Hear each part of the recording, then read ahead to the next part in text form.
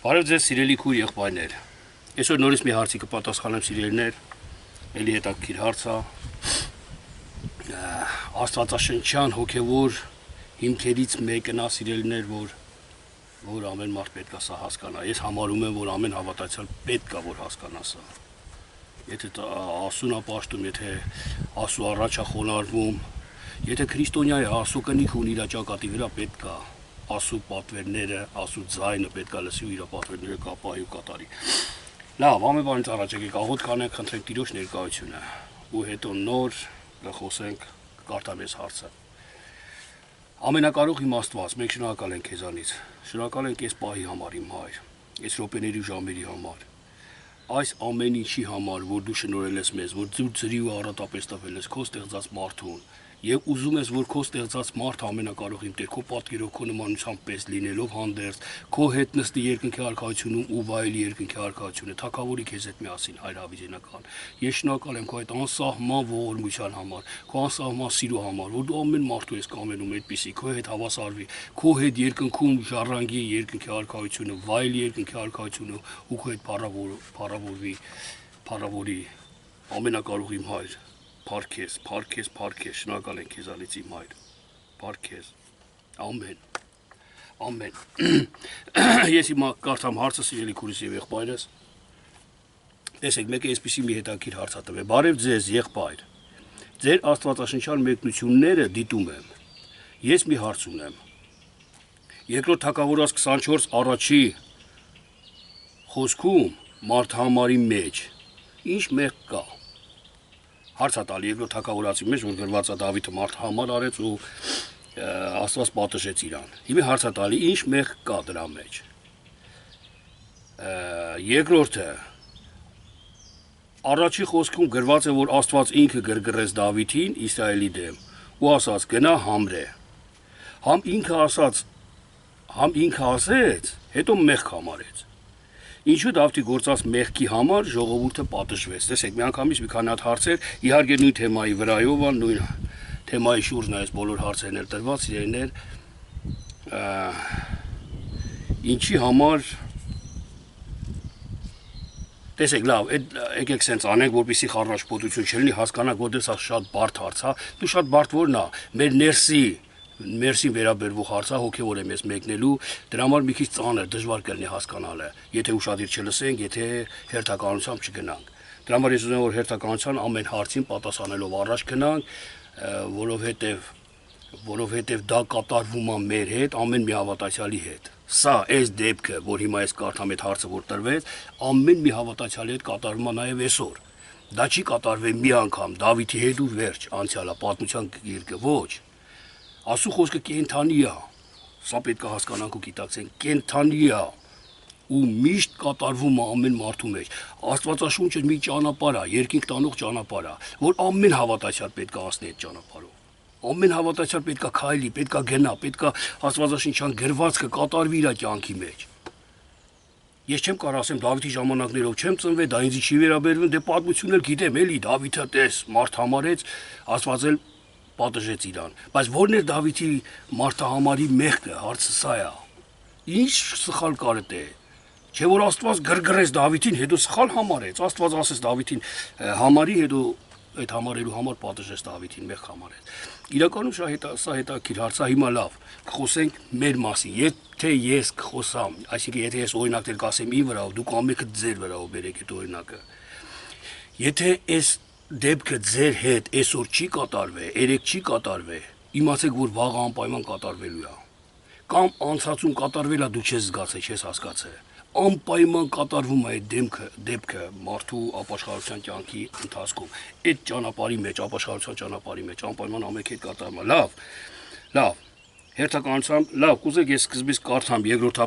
թագավորաց, կարդամ Աստվածաշնչով ու մեկնելով կգնանք առաջ, երկրորդ թագավորաց 24-րդ գլուխ առաջի խոսքը, տեսեք, և դարձյալ բորբոքվեց Տիրոջ բարկությունը Իսրայելի վրա,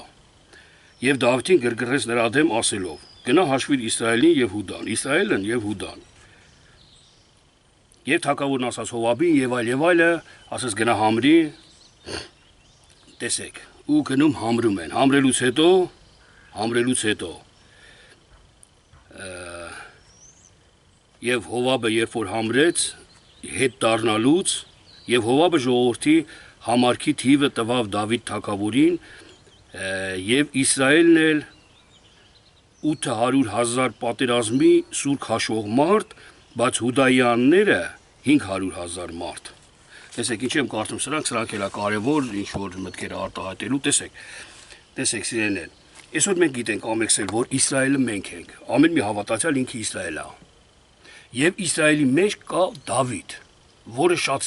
սիրելի է Աստծո աչքերի առաջին։ Մեր ամենքի մեջ կա մի Դավիթ, որը նվիրված է Աստծուն, որին Աստված շատ է սիրում, որը Աստծո առաջ անկեղծ է։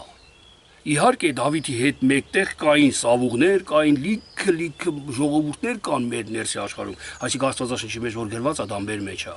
Լիքը մարդիկ կան, որ մի տեսանկյուն ես օրակին վրա եմ վերցնում, մի տեսանկյուն կա, որ ես վատ եմ, շատ վատ եմ Աստծո հանդեպ տրամադրվում։ Այսինքն ոչ թե վատ եմ տրամադրվում, անգիտակցաբար սխալ բաներ շատ եմ անում։ Թեկուզ դիտավորյալ բարկացած եմ լինում, գիտեմ որ մեղք կա պետք չի, բայց համբերությունիցս ելնելով անում եմ այդ մեղքը։ Կան, այդպես դեպքեր կան, կամ երբեմն մարդու ագահությունը իրան այնքան է շատ բան անում, ցուցադրողականությունը կամ նմանվում է Սավուղին։ Զոհերը շատ է բերում Աստծո խոսքը առհամարում զոհաբերում որ Աստծո զոհմատուցանի։ Այսինքն Աստծո խոսքը մենք երբեմն մի կողմ ենք դնում, մերն ենք առաջ տանում, մթում Աստծուն լավություն ենք անում։ Ես նորից եմ ուզում հիշեմ մի դեպք, որ մեկի հետ աշխատում էի, նոր եկե Մոսկվա, ինքը աշխատողներին խափում փողը վերցնում էր, չէր տալի փողը։ Խափում էր, ասում էր կորել ա կամ այդքան չի սքանա, սխալ ես արել, պետքա չտամ փողը։ Ու զգացում էր, որ པարզ պատճառներով չի տալի ինքը։ Ու այդ փողը հավաքած փողից հանում էր ինքը 10-րդը տանում տալիս էր եկեղեցի։ Հասկանում ես Սավուղի պես։ Աստված ասում է չարություն չանես, չխափես քո եղբորը, այսինքն ամաղեկին կսպանես, կզարկես լրիվ, բայց Սավուղը լրիվ չզարկես, բերեց ու որ Աստծուն զոհմատուցան այդ կենթաններով։ Նույնպես էս եղբայրը խափելով ուրիշին բերում Աստծուն պատարակ էր մատուցանը։ Տանում գանձանակի մեջ էր գցում այդ փողը, մի խոսքով, ու ինքը չհասկանալով էր անը։ Երբեմն մեր մեջ էլ է դա կատարվում, կատարվե կամ կատարվել ապաշխարել են, կամ հələ կատարվում է, կամ պետք է կատարվի, հասկացեք սիրելիներ, անցած չի Աստծո խոսքը ու երբեք չի անցնում, այնքան ժամանակ մինչև չմերցնենք, չապաշխարենք, չսպանենք այդ չար հատկությունները մեր մեջ։ Այն ժամանակ նոր անցյալ կլինի ու մեր մեջ նոր երկինք ու նոր երկիր կլինի, որտեղ արդարությունը կթակավորի։ Տեսեք, Մարդահամարի մեջ ինչ մեղք կա։ Սկսենք ստեղից հարցը, հերթականությամբ գալիս է մարդահամարի մեջ ինչ մեղք կա, հարց տվող, սիրելի հարց տվող, տեսեք։ Երբ որ ես այսօր ինչ որ անում եմ, իմ միջի Դավիթը, ես Իսրայելն եմ, ես Աստծո ժողովուրդն եմ, ես Աստծո մարդն եմ։ Իմ մեջ կա Դավիթ, մի քիչ առաջ որ ասեցի, սիրելի Աստծուն։ Ու ես որ բարի բաներ եմ անում, լավ բաներ եմ անում, միշտ աչքի եմ ընկնում, իմ մեջ հպարտություն է առաջանում։ Հպարտություն առաջանում ու ես սկսում եմ ինձի համեմատել ուրիշի հետ։ Տես ես էս եմ անում, այն եմ անում, նրա պես չեմ։ Գիշեք Մաքսավորի ու Մեղավորի աղոթքը։ Մաքսավորն ասում էր, ես սրա պես չեմ, ես 10-րդ եմ տալի, ծոմ եմ պահում, աղոթք եմ անում օրեսքան անգամ եւ այլ։ Համեմատվում էր ուրիշի հետ։ Դավիթ իր հաղթանակների մեջ համեմատվեց ուրիշի հետ։ Այսինքն հպարտացավ ինքը։ Այսինքն ասեց ես ուրիշի պես չեմ, հələ հաշվեք տեսեք իմ ժողովուրդը, ես թագավոր եմ, տեսեք ինչքան հզոր եմ, ինչքան մարդ ունեմ իմ պետության մեջ։ Եվ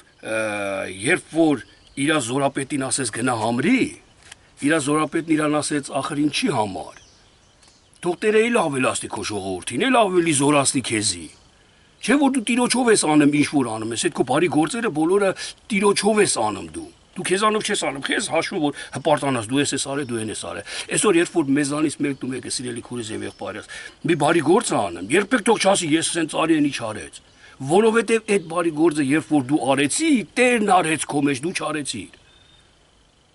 Դու պետքա գոհանաս Տիրոջից, փառք տաս Տիրոջը դրա համար որ դու բարի գործեցի, դրա համար որ Աստված քեզ օգտագործեց բարիի մեջ։ Բայց այդտեղ Դավիթը հպարտացավ իրանով, իմ ժողովրդին հաշվեք, խստացավ Դավիթի սիրտը ասեց, չէ հաշվեք։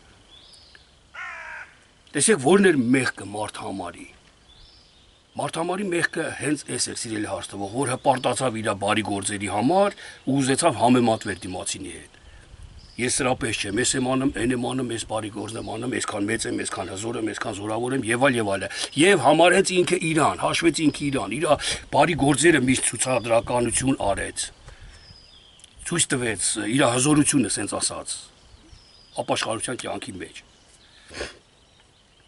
Երկրորդ հարցը. ինչի համար Աստված գրգռեց Դավիթին Իսրայելի դեմ ու ասաց գնա համրե։ Համ ինքը ասեց, հետո մեղք համարեց, համ Աստված ասեց համարի, համ էլ մեղք համարեց Դավիթին այդ համարելու համար։ Տեսեք, էլի հետաքրքիր հարց է, շատ հետաքրքիր է, որովհետև Դավիթը Աստված գրգռեց Դավիթին Իսրայելի դեմ։ Նայեք, տեսեք, սիրելի քույրեր եւ եղբայրներ, երբ որ 24 առաջի գլխում հենց նոր կարդացի, եւ Իսրայելը դարձյալ մեղանչեց Տիրոջ առաջին, եւ Տերը Դավիթին գրգռեց, որ Իսրայելին հաշվի։ Կարդացի ես 24 առաջի խոսքը։ Երբ որ Իսրայելը մեղ գործեց Տիրոջ առաջին, մենք մի քիչ առաջ ասեցինք, իմացանք, որ մենք Իսրայելն ենք։ Ես Իսրայելն եմ։ Ես մեղ եմ գործում Աստծո առաջին։ Այստեղ Աստվածաշնչի մեջ կոնկրետ գրված չի Իսրայելի ինչ մեղ գործեց Աստծո առաջին։ Ինչ մեղ գործեց, որովհետև մենք անընդհատ մեղքեր են գործում, անընդհատ սայթակում ենք։ Եվ Աստված անընդհատ մեզ դաստիարակելով ուղղության վրա է բերում։ Եվ քանի որ Իսրայելը մեղք էր գործել, բայց ինքը չգիտեր ինչ մեղք կա գործել, թեև Աստված գիտեր։ Այստեղ գրված է, եւ դարձյալ Իսրայելը մեղանչեց Աստծո առաջին, բայց ինչ մեղանչեց գրված չի։ Գրված չի ինչի համար, որտեղ Իսրայելը չգիտեր ինչա մեղանչը։ Երբեմն պատահում է մենք մեր կյանքում սխալ բաներ ենք անում, բայց չենք հասկանում, որ սխալ ենք անում։ Մինչև մարգարեն կամ ասում մարդը չասի, դու սխալ արեցիր, ախր սենց նոր մենք ուշք են գալի, որ իրոք սխալ ենք արել։ Նույնպես այստեղ Դավիթն էր։ Մեղք էր գործել, բայց ինքը չէր իմանում որն էր իր մեղքը։ Եվ քանի որ ինքը սկսեց Իսրայելին համրել, հպարտացավ, արդեն հպարտությունն էր սրա։ Ի հայտ է գալի արդեն մարդու մեջ հպարտությունը։ Ի հայտ է գալի արդեն մարդու մեջ հպարտությունը, տեսեք, դրա համար Աստված գրգռում է Դավիթին, որպիսի սա բարի է, սիրելիներ, ասում ես չար բան չկա, խավար չկա։ Դավիթին գրգռեց, որպիսի Դավիթի աչքերը բացվի, իր գործած մեղքը տեսնի ինքը։ Դրա համար ասեց էլ հաշվա դու քեզ տես դու ով ես, ինչ ես քեզանից ներկայացնում։ Նու ես նկատի ունեմ մեր բարերով եմ ասում կներեք, Դավիթին Աստված հանդիմանելու համար ասեց հաշվա մի հատ ժողովուրդը։ Հələ հաշվի տես ինչով ես դու զորավոր, ինչքանով ես զորավոր։ Եվ երբ որ հաշվեց Դավիթի իր ժողովուրդը, այնտեղ Հովաբը եկավ, մարդահամարը տվեց Դավիթին 800,000 զինվոր, զինված, պատերազմող մարդ, Իսրայելի ժողովրդից էր 500,000 զինված պատերազմի մարդ Հուդայի ժողովրդից էր։ Այսինքն Հուդան ավելի քիչ էր 500,000 էր, իսկ Իսրայելը 800,000։ Հենց այդտեղ գրված է, որ Դավիթի սիրտը խիղճը ծակեց, այսինքն խշմտանքը ծակեց իր, ազդեց իր վրա։ Ինքը գլխին գավ, հասկացավ, որ իմ Հուդան ավելի քիչ է, քան թե Իսրայելը։ Նայեք սիրելիներ, այս նրբությունն էլ մի փոքր ասեմ, Հուդա բնագրով թարգմանվում է գոհություն։ Իսկ Իսրայել Աստծո դեմ Աստծո ժողովուրդ։ Աստծուն պաշտպանում մատուցանող Աստծո սեփական ժողովուրդ, ասենց ասած։ Մեր մեջ կա եւ Աստծո ժողովուրդ ենք մենք, մեր մեջ կա նաեւ գոհության ժողովուրդ, որ անընդհատ գոհանում ենք Աստծուց։ Իսկ Իսրայելը անընդհատ ապաշխարության է այդտեղ, Աստծո գործերն է կատարում, Աստծո պատվիրաններն է կատարում, Աստծո առաջ ասում, Աստծո առաջնորդվում։ Իսկ Հուդան գոհանում, անընդհատ գոհանում է։ Եվ Դավիթ այստեղ մարդահամարի մեջ տեսավ, որ գոհությունը իր ավելի քիչ է, քան թե Իսրայելը։ Գոհությունը 500,000 էր, Իսրայելը 800,000 զինված մարդ։ Ուստեղ խիղճի իրան ծակեց, այս ես քիչ եմ գոհանում Աստվածանից։ Այսինքն Դավիթի մեղքը տեսեք որն է սիրելիներ, տեսեք սա մի փոքր բացահայտում։ Դավիթը բարի գործ էր անում, ու չէր գոհանում Աստվածանից, փառք ես Տեր Աստված, որ այդ բարի գործը դու դրեցի, դու տվեցիր այդ ուժինձի, որ ես արեցի։ Փառք ես Տեր Աստված, դա գոհությունն է, Հուդան է դա։ Իսկ այն գործը, բարի գործը, որ արել էր Իսրայելն է դա, ապաշխարությունն է։ Բայց այդտեղ գոհությունը քիչ էր Դավիթի, քան թե ապաշխարությունը։ Ինքը ապաշխարում էր ու հպարտանում էր, ես արեցի։ Պատեսակ, տեսեք ինչ զորավոր եմ ես գործն արեցի։ Որ մի թակավոր է այնպես անում կամ ով այնպես անում, մի խոսքով մեր մեջ այդ միտքը գալիս է միշտ։ Այսինքն մենք բարի գործ անում ենք, բայց չենք գոհանում Աստվածանից։ Վերցնում ենք այդ բարի գործը մեր վրա, ես արեցի, այն մարդը չարեց, տեսար։ Այլ մենք պետքա ասեինք, որ այդ բարի գործը, որ ես արեցի, փառք ես Տեր Աստված։ Դու արեցիր, ես չարի, Պողոս առաքյալի խոսքերով, ես չեմ, հապաղ իմ մեջ բնակվող Քրիստոսը։ Եվ ստեղ Դավիթի մեջ Հուդան քիչ էր 500,000 էր, Իսրայելի մեջ 800,000 էր։ Եվ հենց տեսավ մարդահամարի հաշիվը, ծակեց խշմտանք իրան, խիղճը տանջեց իրան։ Իրա միտքը բացվեց, իրա միտքը արթնացավ, որ ինքը քիչ է գոհություն տալի ասում, քիչ է ասում փառքը փառավորեմ։ քիչ է գնահատում Աստծո տվածը, որ Աստված տալիս է ինքը, որ պետք է փառավորի դրա համար Աստծուն, բայց ինքը քիչ է իր փառավորությունը։ Ավելի շատ գործն է, գործը անում իր վրա վերցնել։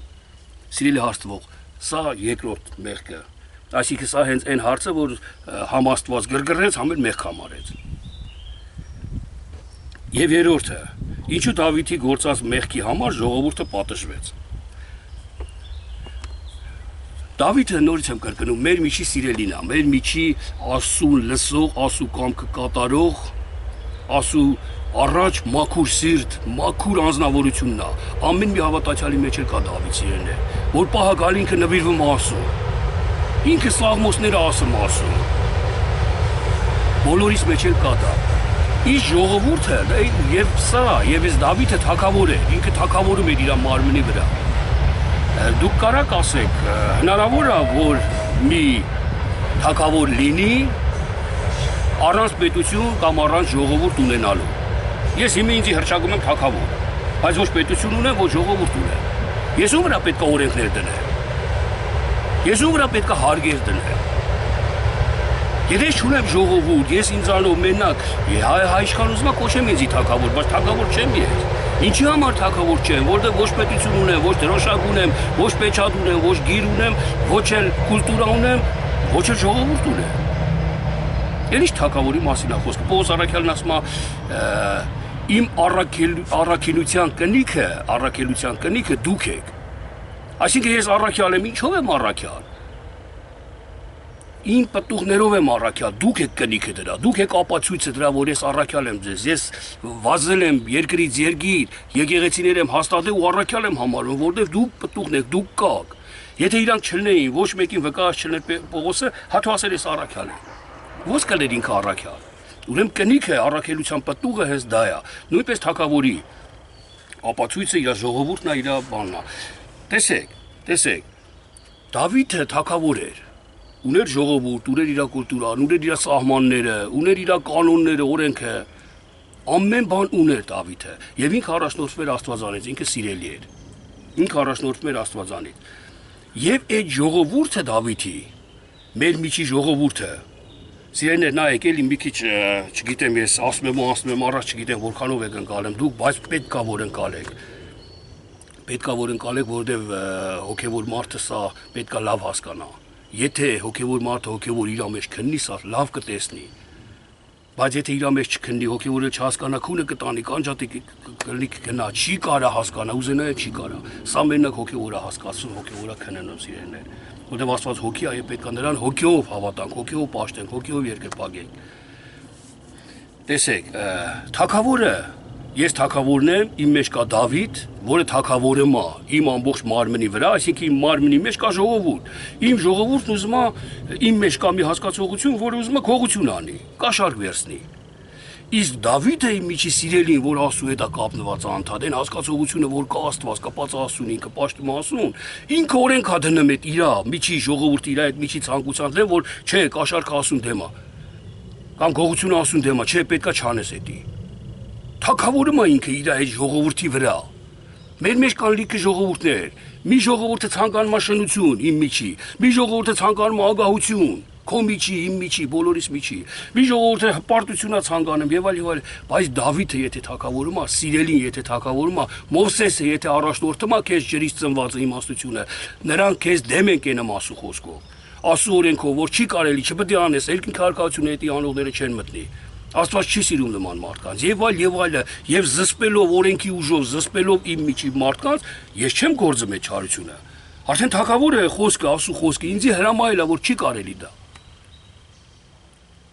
Ու ես արդեն էլ չեմ անեմ։ Իմ ժողովուրդը երկիրը խաղաղա, Դավիթը խաղաղա, ապահով ուրախ Աստծո հետ է, փառաբանության ու գոհության մեջ է։ Բայց այդտեղ ասում Աստված ասում որ պատժեց ժողովրդին։ Եկավ Մարգարեն եկավ, Գադ Մարգարեն էր կարծեմ, եկավ ասեց Աստված 3 բան է դնում քո առաջը Դավիթ։ Սով